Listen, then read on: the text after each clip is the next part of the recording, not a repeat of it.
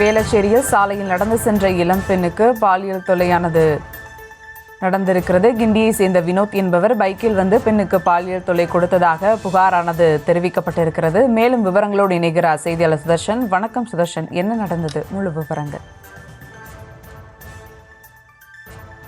வணக்கம். சென்னை வேளச்சேரியில் இருக்கக்கூடிய ஒரு பிரபல ஷாப்பிங் மால்ல 30 வயது மதிக்கத்தக்க பெண் ஒருவர் வந்து பணியாற்றி வருகிறார். நேற்று இரவு அவர் பணியை முடித்துவிட்டு அவர் வேளச்சேரி சாலையில நடந்து சென்று கொண்டிருந்த போது அப்போது அங்கு கடை ஒன்றில் மாவு வாங்கி விட்டு நடந்து சென்று கொண்டிருந்தார்.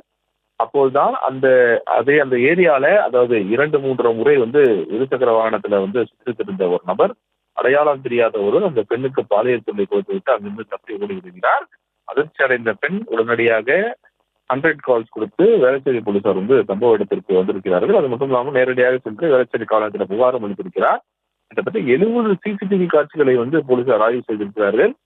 காவல் ஆய்வாளர் தலைமையிலான போலீசார் சம்பவ இடத்திற்கு வந்து உடனடியாக கிட்டத்தட்ட அங்க இருக்கக்கூடிய அனைத்து சிசிடிவிகளையுமே ஆய்வு செய்து இரவோடு இரவாக இந்த சம்பந்தப்பட்ட குற்றவாளியை வந்து கைது பண்ணிருக்கிறாங்க. கிண்டியை சேர்ந்த வினோத் என்பவன் தான் இந்த பாலியல் சிந்தனையில் ஈடுபட்டது வந்து தெரிய வந்திருக்கிறது. போலீசார் அவனை கைது செய்திருக்கிறார்கள்.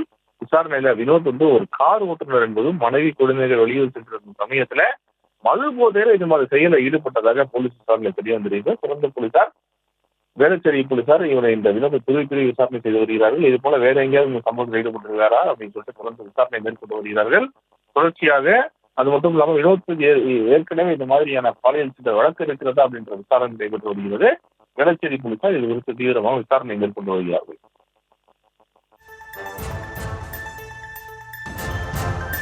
விவரங்களுக்கு நன்றி சுதர்ஷன்.